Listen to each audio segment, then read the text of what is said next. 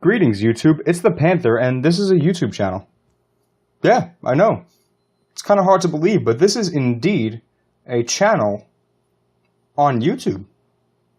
And when you operate a channel on YouTube, there are certain obligations that need to be met. Be articulate, have a nice thumbnail, promote honestly, don't take your dick out, except on Thursdays, and of course, top 10 lists. No!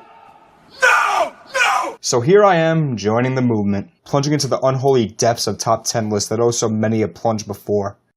I mean, top 10 lists are like the Paris Hilton of the YouTube world. Everyone's done it and nobody leaves satisfied. You can do it basically to say you've done it, but in the end, there is a certain stench that will never wash away. You wind up with people telling you that that game on your list sucks, or you wind up with people telling you that you missed a game because how dare you not have this game that I like on your own personal list, and at least 6 STDs. But here I am with a list of games in one hand and a box of condoms in the other, so I'm ready. My only rule for this list, one game per franchise. But with that in mind, let's take a look at my top 10 favorite games of all time. Number 10. Far Cry 3. Did I ever tell you what the definition of insanity is? Insanity. In 2013, Far Cry 3 taught me to love again. I've been gaming for years, and with a strange feeling of emptiness. I suppose I never directly noticed I was feeling this way, but Far Cry 3 made me see the emptiness inside me, thankfully before the Church of Scientology had a chance to. What I was missing was a fantastic, open-world, single-player, first-person shooter. In a world where AAA publishers try to tell you that all you really want is Call of Duty and Candy Crush, Far Cry 3 told the world that you don't necessarily need multiplayer, DLC, although Blood Dragon is awesome, or even chocolate sprinkle balls to make a great game. All you need is a beautiful world, awesome gameplay, a badass villain, and the best damn mission in video game history. That doesn't seem like too much to ask, right? Yes, I love this thing! Number 9. Rocket League. I was terrified of putting this new game on my top 10 list, especially one this popular. Oh John, you just want to strike while the iron's hot. You're just putting this on because it's popular. This is just another one of those YouTube fodder games, John. Fuck you, John. Fuck you. Well, let me tell you something about YouTube fodder, my imaginary friend that will henceforth be named Douchebagicus. You will not see Five Nights at Freddy's on this list. You will not see Goat, Surgeon, Farming, whatever the fuck else simulator on this list. But you damn sure will see Rocket League on this list. It was the late Satoru Iwata who said, video games are meant to be just one thing. Fun. Fun for everyone. And while people spend their lives hating on Destiny for its lack of story or slowly trudging through The Last of Us because, oh my god, Joel and Ellie, I cannot agree more with Mr. Iwata's sentiment. I am in no way saying that there's no room for storytelling in video games, but first and foremost, I want my games to be fun. And Rocket League is the most fun I've had playing a game in a long, long time. Honestly, at this point, I don't care if Sony decides to get out of the console business and starts making Uncharted slot machines and the new mobile extravaganza Crash Bandicoot Clicker 3 extra clicks for $9.99. Fuck Konami. I now know that I can always go back to my PS4 anyway, because I have Rocket League, and that's all I need. Please understand. Number 8. Oh boy. MVP Baseball 2005. A fucking sports game? This list fucking suck! I know. A lot of people are quick to dismiss sports games, baseball ones especially. But as a fan of sports games, this one was fucking perfection. Except for the Red Sox on the cover. A deep roster, impressive graphics, a great character creator, the ability to aim your hits with ease, a meter for pitching and fielding, and an owner mode where you can manage your payroll, set your prices, and even build your own stadium. I just came. Number 7. The Elder Scrolls V, Skyrim. An obvious choice, really. I'm a Bethesda fanboy through and through, and the reason is simple. My favorite type of games are the ones that let you create your own character, and then drop you in an open world and let you create your own story instead of beating you over the head with theirs. And Bethesda has this down to a fucking science, and Skyrim is the best of the bunch. Sure, it has its imperfections. It was very buggy at launch especially. Some of the quest lines were not quite as fun or as interesting as their prior game counterparts. Too many damn immortal NPCs, let me kill children, damn it. And a lot of people didn't enjoy the quote dumbing down of many core mechanics, but a beautifully realized open world, much more refined combat, and as always kick-ass soundtrack, and much, much more, make this the best game that Bethesda has ever developed to this point. But not necessarily the best game they ever produced. Foreshadowing. Number 6.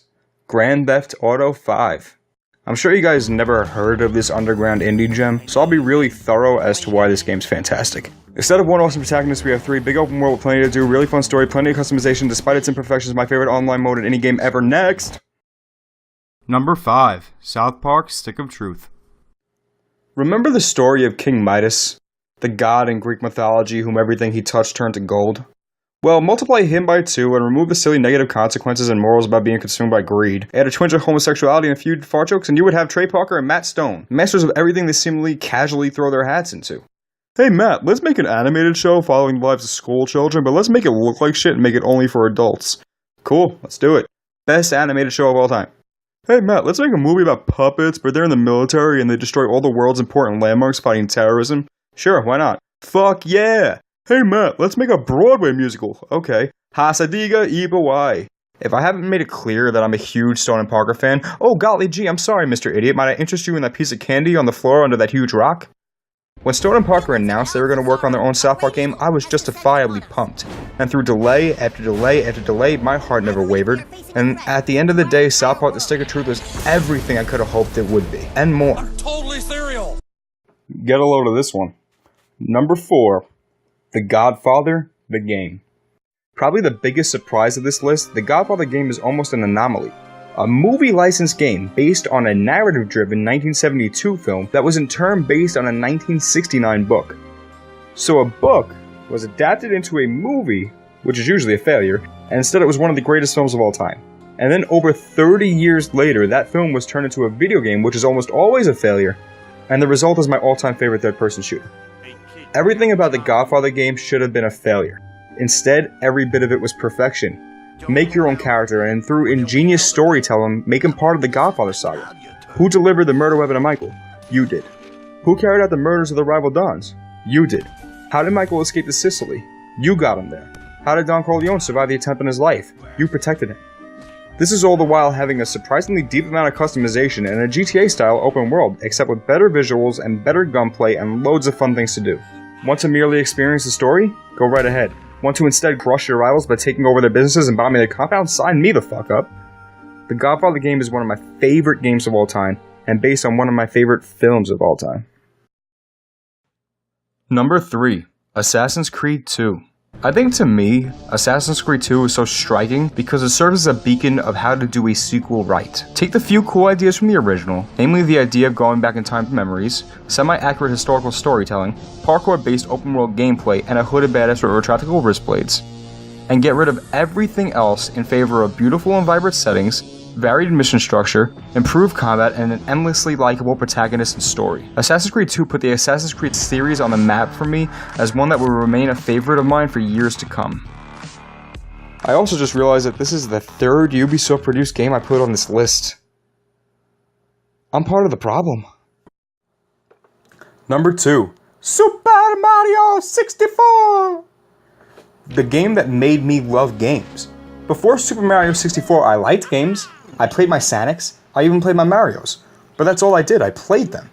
Mario 64, on the other hand, taught me that games could be something more than something you just play. They could be something you experienced. And the reason for this was one thing. Freedom. No longer were games just World 1-1, then 1-2, 1-3, and onward until you won. You can do whatever you want, do whatever mission you want, explore a beautifully realized hub world and unlock its secrets, or just go swimming and tree climbing in the courtyard. The choice is entirely yours. This simple quality changed video games for me forever, and this aspect of freedom is something that is obviously common with most of my favorite games looking at this list. The fact that this game is 20 years old and still holds up enough to be number 2 against the modern games that populate the rest of my list is even more impressive. Mario 64 is timeless and will always be special in my heart.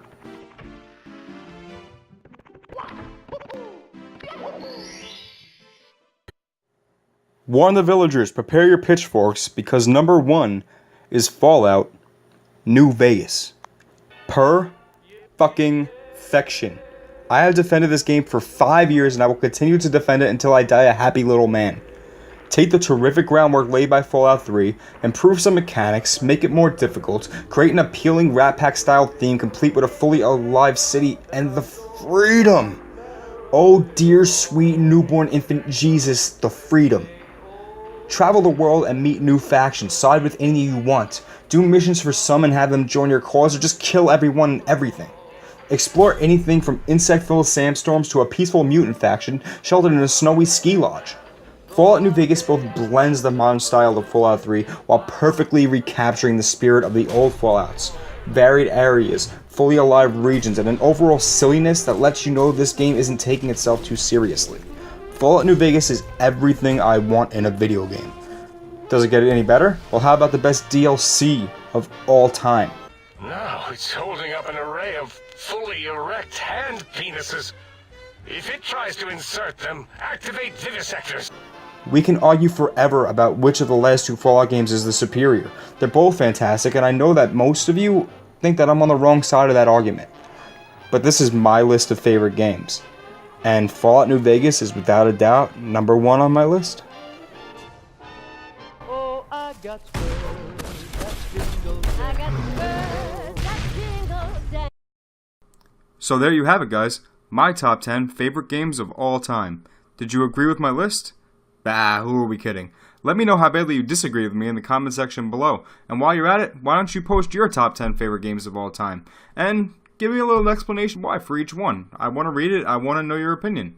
So, put that opinion down in the comment section below, and I will see you when I see you. Bye-bye.